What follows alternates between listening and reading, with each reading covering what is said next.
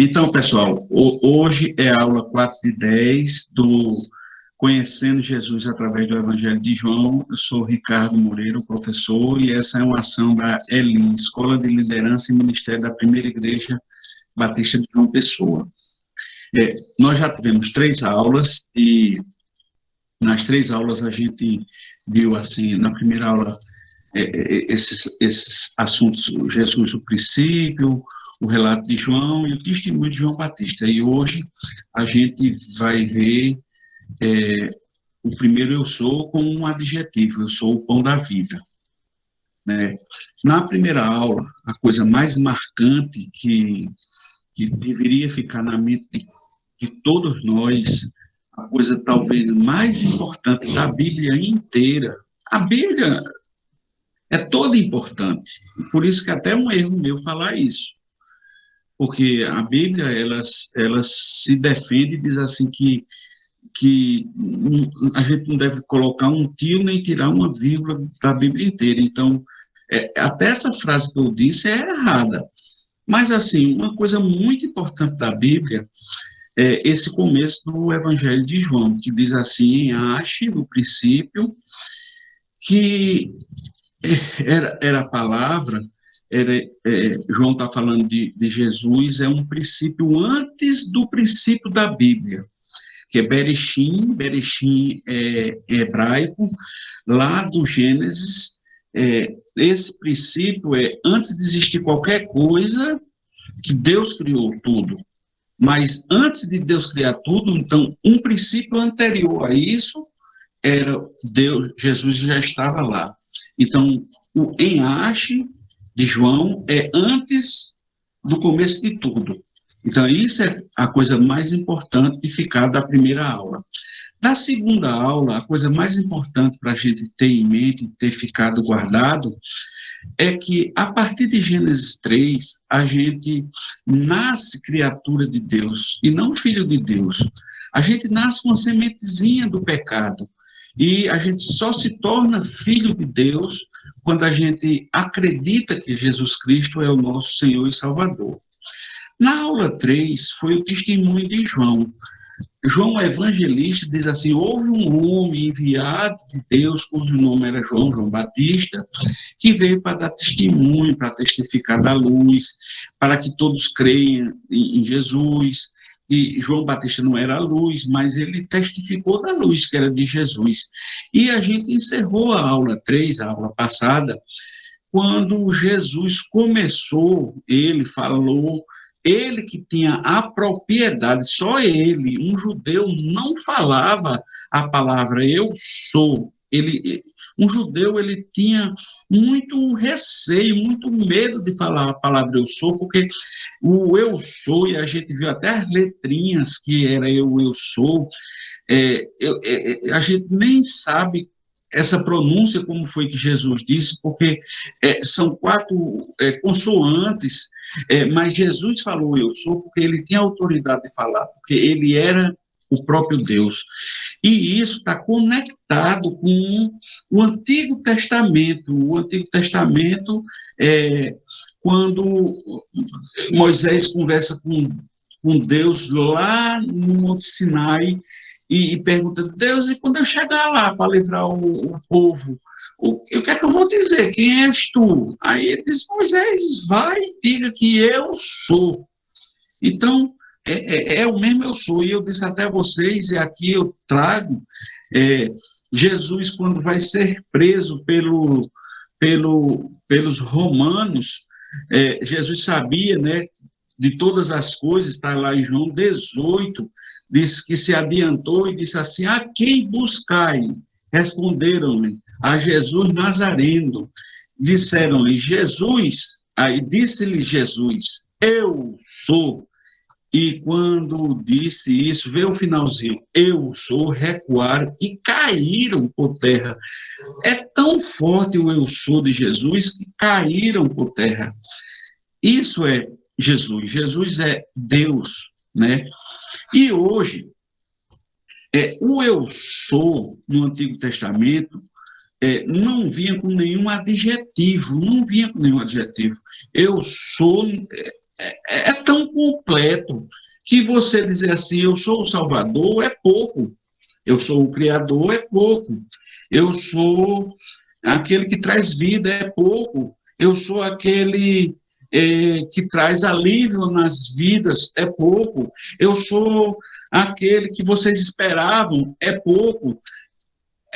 Tudo é pouco para um Deus que é infinito.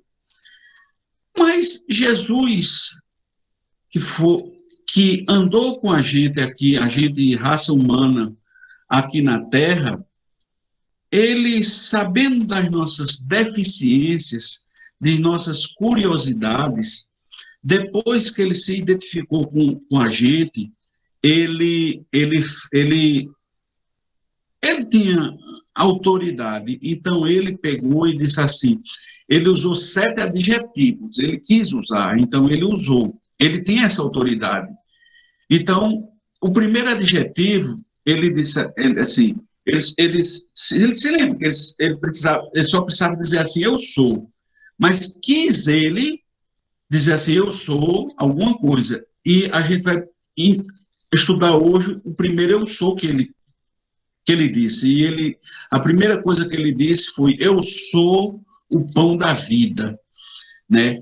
Isso está lá no capítulo 6 do Evangelho de João, e é interessante que esse capítulo 6 de João fala se lembra que João não fala de milagre, fala de sinais.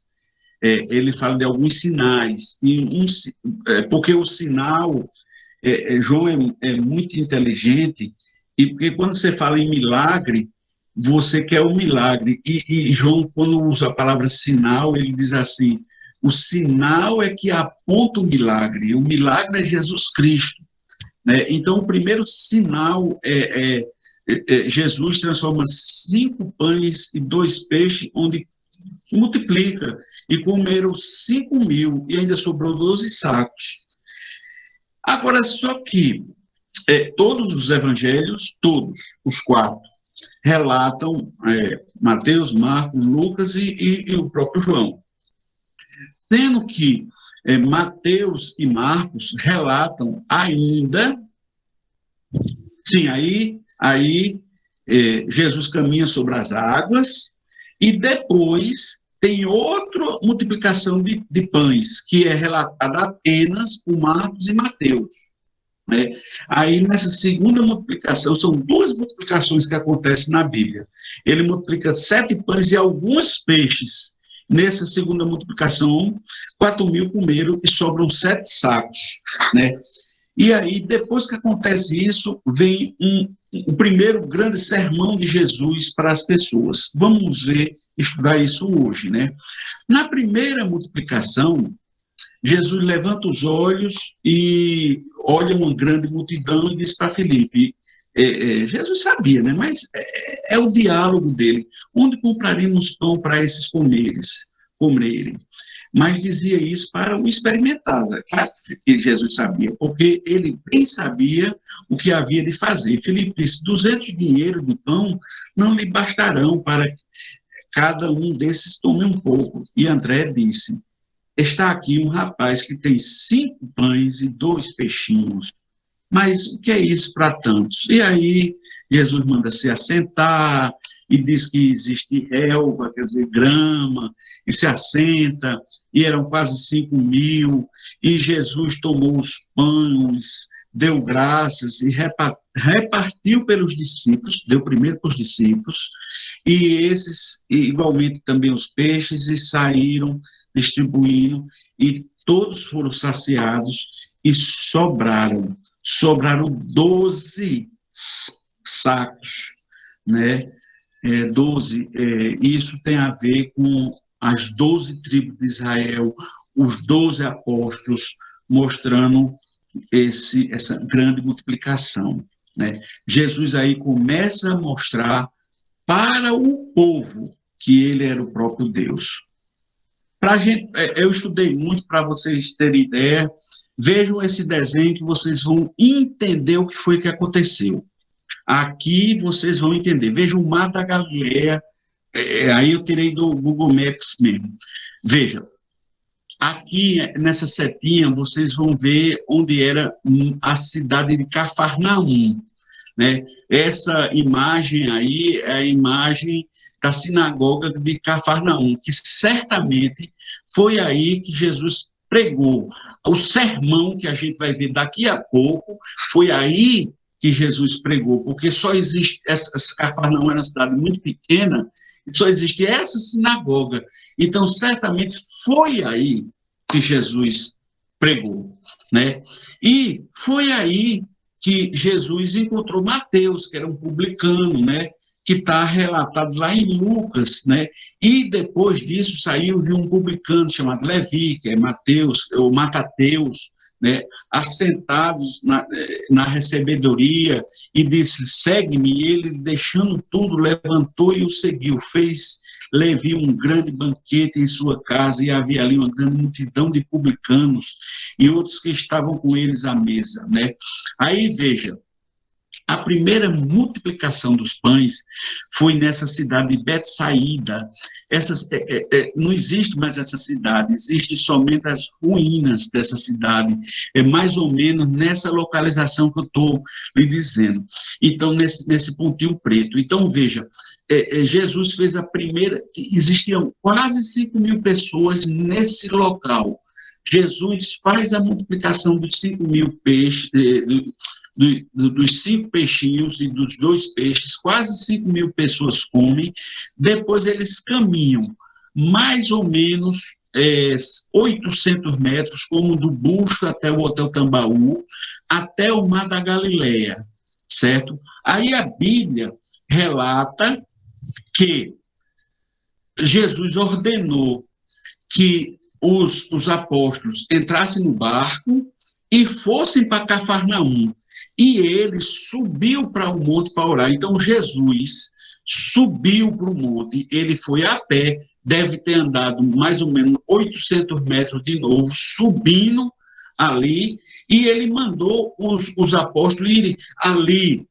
Os apóstolos eram dessa região, tinham os barcos por ali, então, só tinha um barco ali naquela ocasião. Eles entraram neste barco e foram para Cafarnaum. E Jesus subiu para orar, né? Então, o trajeto que os apóstolos fizeram no barco foi mais ou menos esse, até chegar numa praia de Cafarnaum. Eles fizeram esse. Jesus estava lá, subiu para orar, só que eles pensavam que Jesus ia a pé ali, ia se encontrar com eles no outro dia, lá em Cafarnaum. Daria 7 quilômetros de distância, e Jesus era acostumado a caminhar, né? Só que Jesus não caminhou esses 7 quilômetros. Ao contrário, Jesus foi por dentro, ele foi por dentro do mar se encontrar com eles no mar, né? E aí a Bíblia relata lá em Mateus, e o barco estava no meio do mar, açoitado pelas ondas, porque o vento era... Os apóstolos jamais pensavam, os apóstolos pensavam que Jesus ia caminhando os 7 quilômetros, né? Que era fichinha isso para Jesus, que naquela época Jesus era pobre de dinheiro, né? Não de riqueza de glória do céu, mas de dinheiro Jesus era pobre, né? Embora seja, ele era dono de toda a riqueza de toda a terra, mas, né? Então, e o barco já estava no meio do mar, açoitado pelas ondas, porque o vento era contrário. Mas, à 4ª vigília da noite, dirigiu-se Jesus para eles, andando por cima do mar. E os discípulos, vendo andando sobre o mar, assustaram-se, dizendo: é um fantasma, e gritaram com medo. Jesus, porém, falou logo, dizendo: tenha bom ânimo, sou eu, não tem mais, né? Então, era o próprio Jesus mostrando aos discípulos que era o próprio Deus, porque nenhum ser humano consegue andar por sobre as águas, ainda mais no mar agitado, né? Não existe nenhuma possibilidade. Isso é um milagre, isso é um sinal que não poderia ser diferente. Ele era o próprio Deus caminhando sobre o mar, né? Aí, quando eles chegam na praia, né? Aí vocês imaginam, né? E vocês imaginam aquele povo que estava lá, morto de fome, que era uma região pobre demais. Jesus alimenta 5.000 homens, né?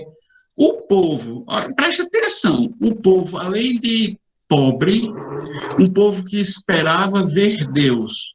O povo viu Deus, viu um ser humano, para eles era um ser humano, multiplicar cinco pãezinhos e dois peixinhos e 5.000 homens comerem, rapaz, estavam com sede de ver de novo isso. Então, todo mundo correu. Foi quando chegaram do outro lado, foi quando Jesus faz a segunda multiplicação dos pães. E aí, só quem relata a segunda multiplicação dos pães é Mateus e Marcos. Nós não sabemos porque Lucas e João não quiseram relatar a segunda multiplicação, né? Mas, novamente, Jesus mostra para aquele povo, de novo, que ele era Deus, né?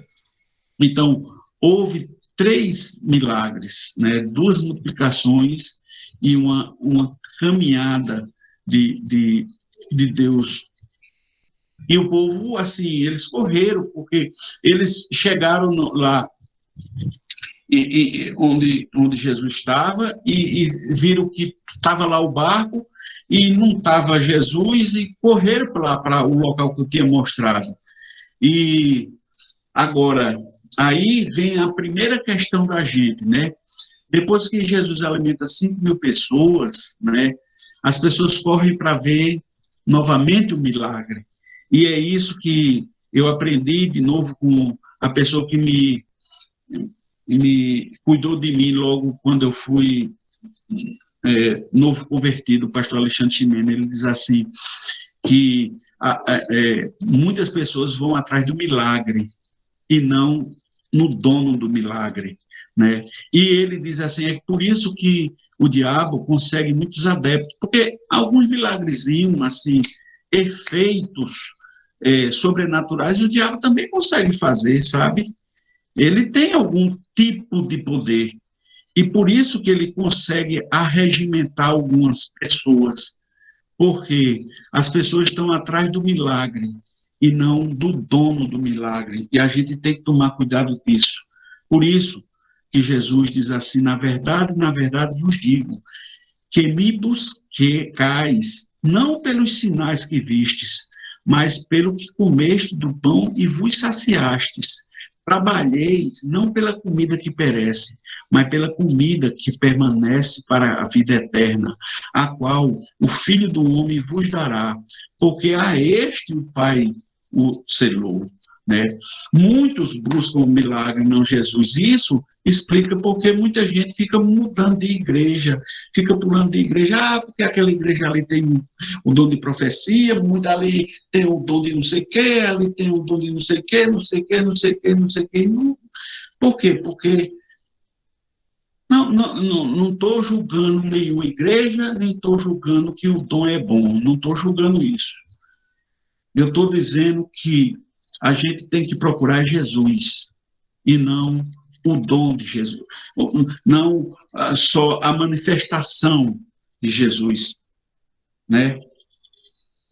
Por isso, depois disso tudo, a manifestação faz a melhor pergunta que se pode fazer ao próprio Deus. Qual é a melhor pergunta que se pode fazer ao próprio Deus? A multidão pergunta assim: que faremos para executarmos a obra de Deus? Imagine eu ou você tendo o próprio Jesus assim na frente, dizendo: Jesus, me diga aí, Jesus, o que é que eu faço para executar a tua obra? Vou nos hospitais, vou para a missa, vou para o culto, vou jejuar, vou orar, vou fazer o que, Senhor? O que é que o Senhor quer que eu faça? Aí a resposta de Jesus é assim: a obra de Deus é essa, que creais naquele que me enviou. Crê em mim, rapaz, crê em mim. E entenda, Entenda, tudo isso que eu falei antes, a gente tem que fazer porque nós somos cristãos.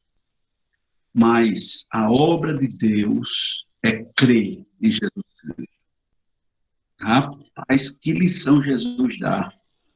Que lição. Muitos achavam que Jesus ia dizer assim, vamos para a sinagoga, que na época era a igreja da época, sabe, dos judeus, né? Mas não foi essa, não. Né? Hoje a gente vive num mundo cheio de religião, cheio de religiosidade, cheio de gente que gosta de fazer e se apresentar. Não, e não tem nada de errado em fazer. Mas quando você faz pensando que isso é a maior dádiva, é não. A maior dádiva é crer em Jesus Cristo. É essa a maior dádiva. É a maior obra que você pode fazer. Então, depois de ter feito a melhor pergunta, o povo faz a pior pergunta que pode fazer. Ah, meu Deus. Como o povo também aí estava também no começo do ministério de Jesus, sabe? Assim, o povo era inocente mesmo, né? Diferente dos apóstolos. Mas também estava no começo dos apóstolos também. Mas aí a pergunta boba que o povo pode fazer: ei, Senhor, então qual é o milagre? Que sinal, pois, faze tu que a gente veja e a gente creia em tu, Senhor? Que operas tu, Senhor? Nossos pais, Senhor, comeram maná no deserto, como está escrito. Deu-lhes a comer o pão do céu. Essa pergunta tem, assim, uma coisa por detrás, sabe? É uma cegueira espiritual, porque não sei se vocês se lembram que o maná do deserto foi uma provisão de Deus que descia do céu quando o povo começou a passar fome, quando o povo saiu do Egito e ia em direção à terra prometida. E descia do céu o maná, e o maná você só podia pegar a quantidade suficiente para aquele momento, podia guardar, né? Mostrando que Deus era a provisão para toda hora, né? Então eles estavam dizendo assim: Moisés fez isso por a gente. Você, o Senhor Jesus, pode fazer alguma coisa maior do que Moisés? Era isso que eles estavam dizendo, né? Então, Jesus diz assim, a resposta de Jesus: na verdade, vos digo, Moisés não vos deu o pão do céu. Olha, mas o meu Pai vos dá o verdadeiro pão do céu, porque ele era o verdadeiro. Porque o pão de Deus é aquele que desce do céu e dá vida ao mundo, né? Então, veja, aqui entra a questão de provedor e de provisão, né? Quem pensa que o seu trabalho, a sua saúde, as suas finanças, a educação, o meu conhecimento que eu tenho, a minha chance que Deus me deu de eu fazer o curso de teologia, a chance, a minha inteligência que Deus me deu, e me deu mesmo. Eu sei que eu sou inteligente, mas eu sei que foi Deus que me deu. É uma provisão de Deus. Se eu me meter a dizer que foi porque eu li muito livro, se eu me meter a dizer que foi porque eu estudei muito, eu caio do cavalo. Eu caio do cavalo. Estão entendendo? Porque a provisão é dada por Deus. O maná lá do Antigo Testamento foi dado por Deus. O seu trabalho, meu irmãozinho, foi dado por Deus. Tudo que você tem, meu irmãozinho, até você, eu sei que tem gente desempregada aqui, está chegando, você não sabe como está chegando comida na sua casa, é provisão de Deus, sabe? É tudo provisão de Deus, o provedor é Deus. Nunca pense que o provedor é você. Nunca bote esse orgulho no seu viver, porque você cai do cavalo, viu, meu irmão? Né? E Deus dá aos homens não apenas o pão que alimenta o corpo, mas é o que alimenta o espírito, é o verdadeiro pão dos céus, é o maná que não produz, que o maná só produzia, naquela época do Antigo Testamento, tanto que só podia pegar por um dia. Produzia vida física, mas Jesus é uma provisão de vida eterna, né? Aí, e quem não quer esse pão? Aí a multidão disse assim, Senhor, então dá-me sempre desse pão, né? Aí, por isso que Jesus, no sermão dele, diz assim, aí é a primeira vez que ele dá um adjetivo ao eu sou. Aí, por isso que ele diz assim, eu sou, quer dizer, ele já era o Deus, né? Aí ele diz, eu sou o pão da vida, porque ele já tinha contextualizado. Porque eu sou o pão da vida, eu sou o espiritual, eu sou o Deus, eu sou aquele que traz vida, eu sou aquele e por isso que aquele que vem a mim não terá fome, e quem crê em mim nunca terá sede, mas já vos disse que também vos viste e contudo não credes. Vocês estão me vendo e estão vendo, e quando Jesus faz essa associação, o pão era assim um alimento muito básico, todo mundo ali, todo mundo entendia o que Jesus estava falando, ele não estava falando escargot, ele não estava falando ali em uma comida assim, bem, bem difícil, não, porque pão era uma coisa bem básica na vida dos hebreus, desde o Antigo Testamento. Então, o hebreu, quando ele diz assim, eu sou o pão da vida, todo mundo entendeu, e quando ele usou a palavra vida, ele usou a palavra zoe. A palavra zoe significa assim, vida real, genuína, vida vigorosa, vida devota a Deus, vida abençoada. Então, os judeus, a multidão entendeu o que Jesus estava dizendo, né? E aí ele continua a falar, e ele fala o resumo da Bíblia.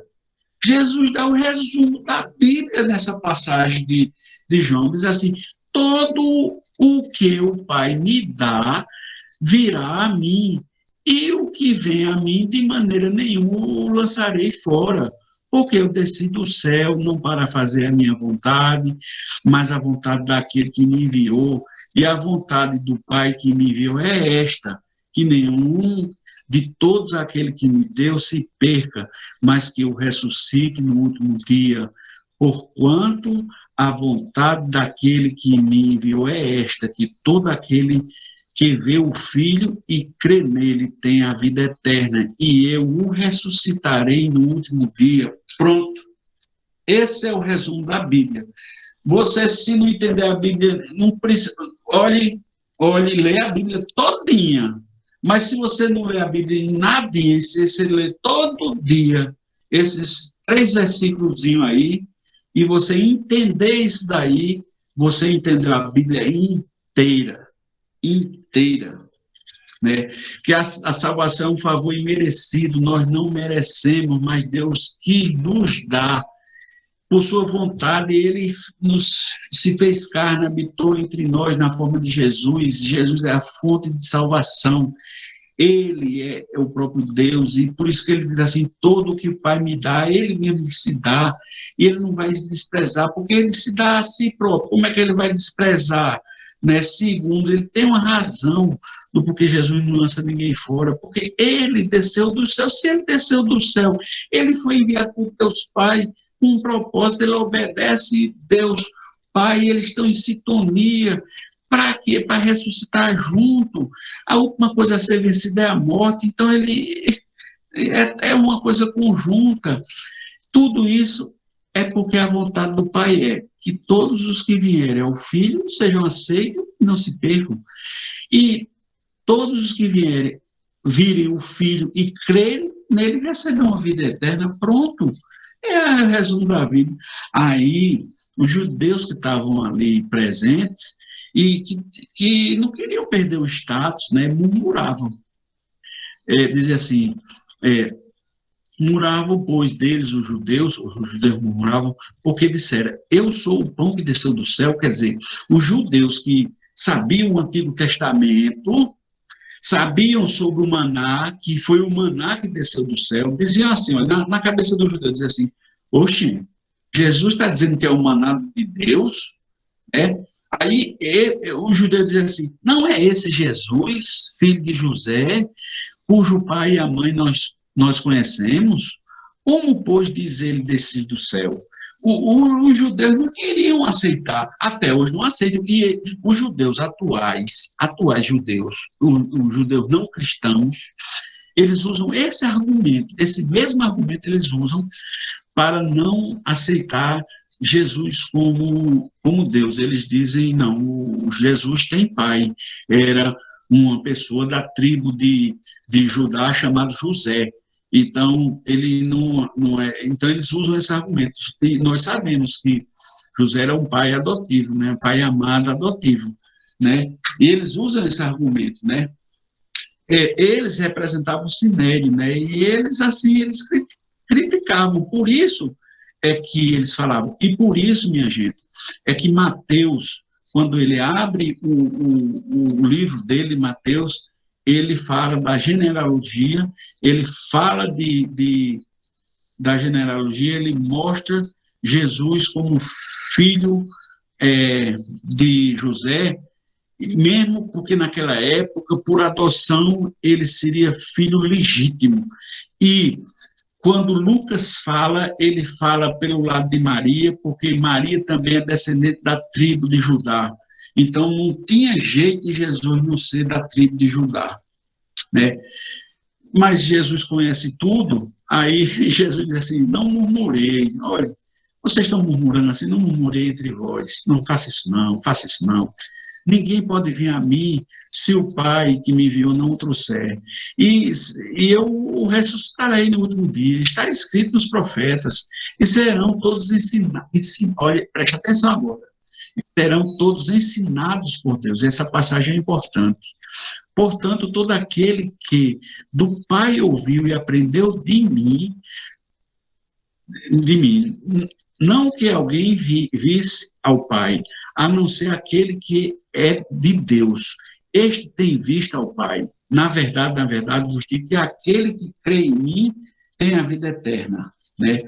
A murmuração, minha gente, é um lamento humano, é coisa de gente humana, né? Isso aconteceu lá também no Antigo Testamento, né? Em Números 11, diz assim, ó, e aconteceu que murmurou o povo falando que era mal os ouvidos do Senhor, e ouvindo o Senhor, sua ira se acendeu, e o fogo do Senhor ardeu entre eles e consumiu o que estava na última parte do arraial, né? A Bíblia escreve que a ira de Deus se acende quando o povo reclama daquilo que Deus dá. Deus dá e o povo murmura. Então, por isso que murmuração é negar a providência de Deus. Murmuração nos faz igual aos ímpios que não acreditam em Deus. Murmuração é contrário a gente ser humilde. Não é um padrão de Cristo. E murmuração é resultado de falta de fé em Jesus, sabe? Quando Jesus fala essa passagem que a gente leu, a passagem para se você não vem até mim, se Deus não trouxer, esse trazer, essa palavra aí, e que ser, esse que ser, é assim, como, não adianta, meu irmão, é como você ser arrastado por uma correnteza muito forte, você está assim num rio que você não consegue nadar, Deus está lhe arrastando, porque Deus vai lhe arrastar mesmo. Ele lhe carrega, né? Agora, como é que ele lhe carrega assim? Ele lhe ensina. Ele abre seu entendimento, ele lhe mostra que Jesus Cristo é o Senhor. Ele abre sua mente e prova, diz assim, rapaz, abre a cabeça, Jesus Cristo é o Senhor. Quando você entende isso, pronto, você foi carregado, arrastado, está lá junto com o Senhor e não tem jeito. E aí é que você confessa o Senhor como Senhor e Salvador e pronto, acabou, você venceu a morte, porque Cristo venceu a morte e você vai ressuscitar com ele no último dia, né? E isso vai acontecer. E Jesus termina assim, ninguém viu ao Pai, somente ele, o próprio Jesus viu ao Pai, né? Então, um dos pilares da salvação é esse, é você crer sem ver, é crer pela fé. É difícil, mas é o desafio da fé cristã, né? É você crer que existe um Deus onipresente, onipotente, onisciente, que você não vê, que veio aqui na Terra na forma de Filho de Jesus Cristo e que ele providenciou a sua salvação. Isso é que é difícil, né? E aí é como se Jesus usasse o que o pastor Daniel ensina quando está falando do Antigo Testamento, o paralelismo da língua hebraica, que é repetir. Parece que assim é o paralelismo de você repetir um assunto para ver se encaixa na cabeça das pessoas. Então Jesus repete: eu sou o pão da vida, vossos pais comeram maná do deserto e morreram. Este é o pão que desce do céu. Para que o que dele comer não morra ele. Eu sou o pão vivo que desceu do céu, eu desci do céu. Se alguém comer desse pão, viverá para sempre. É o pão que eu der, a minha carne, e eu darei a minha vida pelo mundo. Epa, Jesus já está dizendo a carne, né? E o maná, repete o maná como um símbolo do Antigo Testamento, e os judeus começam a murmurar: oxe, como é que Jesus vai dar a carne para comer? Né? Os judeus começam a levar o que Jesus está dando ao pé da letra, porque os judeus não queriam entender o que Jesus estava dizendo. Aí Jesus, sabendo que eles estavam murmurando, diz assim: na verdade vos digo que se não comer da carne do Filho do Homem, presta atenção, Filho do Homem, e não beberes o seu sangue, não terás vida em vós mesmo. Quem come a minha carne e bebe o meu sangue tem a vida eterna, e eu ressuscitarei no último dia. Eita! Ele usou essa palavra, essa sentença, Filho do Homem. Aí ele pegou no calcanhar de Aquiles dos judeus, sabe? Porque Filho do Homem quer dizer representante de Deus na terra. Ele era Deus na terra, né? Isso a gente só entende quando a gente vai lá no Antigo Testamento e lê o profeta Daniel, né? Quando vê Daniel 7, que diz assim: vindo com as nuvens do céu, um Deus como o Filho do Homem, e dirigir-se aos anciões de dias e fizeram chegar até ele, e lhe dado domínio e glória e o reino para o seu povo, nações e homens de todas as línguas, o serviço, seu domínio é eterno. É Jesus. E não passará o seu reino, jamais será destruído. Daniel está falando de um que viria, era o Filho do Homem. Os judeus tinham lido Daniel. Quando Jesus diz assim, que ele era o Filho do Homem, isso estava já pegando o judeu com a bexiga, sabe? Em Mateus 28, o próprio Jesus também declara: eis que lhes digo, que desde agora verão o Filho do Homem sentado à mão direita do Poderoso e vindo com as nuvens do céu, sabe? Quando Estevão está sendo apedrejado, ele diz assim: eis que vejo os céus abertos e o Filho do Homem que está em pé à mão direita de Deus, que era Jesus. Então, um judeu com certeza tinha lido, eles leem, com certeza tinha lido o livro de Daniel, eles se chocaram, sabe? E um judeu, por causa de Levítico 7, eles são proibidos de beber sangue, por isso que eles não comem galinha cabidela, né? Só que eles se esquecem de ler Levítico 17, porque Levítico 17 diz assim que a vida está no sangue, porque Levítico proíbe a comida de galinha, as coisas com sangue, porque eles estavam no deserto. Isso aí fazia, bom, os rituais. Mas a vida está no sangue. Era uma referência a Jesus Cristo, sabe? Então, aceitar o sacrifício do corpo e do sangue de Jesus Cristo é a base da vida eterna. Comer a carne e o sangue não é literal. Ninguém vai comer a carne de Jesus Cristo. Jesus não estava falando de canibalismo, não. Jesus não estava falando disso assim. Aceitar o sacrifício dele, que ele ia ser moído,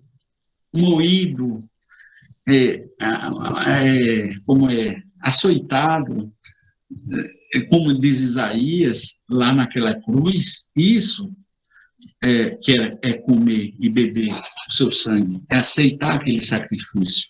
Né? Isso é que imputa a salvação. Né? Aí ele continua explicando, né? Porque a minha carne verdadeira é comida e o meu sangue verdadeiramente é bebida. Quem com a minha carne bebe o meu sangue permanece em mim, eu nele. Assim como o Pai que vive em mim me enviou, eu vivo pelo Pai. Assim quem em mim se alimenta também viverá por mim. Este é o pão que desceu do céu. Não é caso de vossos pais que comeram maná e morreram. Quem comer esse pão viverá para sempre. E ele disse essas coisas na sinagoga, que eu disse a vocês, né? Ensinando em Cafarnaum. Né? Verdadeiramente é comida e verdadeiramente é bebida, né? É mais uma prova que ele está falando do plano espiritual, não é do plano físico, né? Ele não está falando de comida, não. Né? Porque quem vive em mim me enviou e eu vivo pelo Pai, né? Aqui Jesus está mostrando exatamente a missão dele, ele fazer a nossa religação. Nós, povos, nações, pessoas perdidas, estamos nos conectando de novo com Deus, com o Éden perdido, através da cruz de Cristo. Essa religação de Deus é a função que o Pai enviou. Foi o motivo de Jesus ter vindo andar conosco aqui nessa terra. Então, conclusões da aula de hoje. Jesus é o pão da vida, nossa subsistência, e nisso devemos acreditar. Segundo, Jesus é o caminho para a religação com Deus, perdido lá em Gênesis capítulo 3. Terceiro, não se despreza ninguém, ele não despreza ninguém, pois disse, todo despreza com Z, né? Eu acho que sim. Todo o que o Pai me dá virá a mim, e o que vem a mim, de maneira nenhuma lançarei. Dessa forma, precisamos ir em sua direção. A gente tem que procurar Jesus. A gente tem que ir na direção de Jesus. E, finalmente, se a gente está indo na direção de Jesus, né, a direção a gente tem que tomar. Né? A gente precisa convidar outros para ir também, é o nosso trabalho. A gente precisa entender o sentido da multiplicação dos pães. Jesus não multiplicou aqueles pães e aquele peixe por acaso, não. Ele, quando a gente lê o relato, eu li o relato aqui, Jesus começa perguntando a Filipe, quanto é que a gente precisa para alimentar esse povo tudinho, sabe? Ele, assim, ele começa envolvendo os discípulos. Né? Ele quer o nosso envolvimento, sabe? Ele quer que a gente participe dessa nova Jerusalém. Quando ele é outro assunto, é outra aula, ai meu Deus, é tanta coisa bonita de Jesus, né? Quando ele morreu, ele disse assim, eu vou preparar a morada, mas eu volto para buscar vocês. Quando ele disse, eu vou, aí ele disse, fazer discípulo em meu nome, vão aí fazer discípulo em meu nome.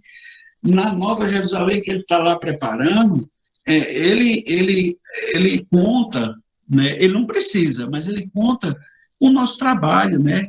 Olha, discípulo, está aqui, pega os pães e distribuam, né? É isso que ele conta comigo e com vocês, né? Vamos fazer o que ele espera da gente.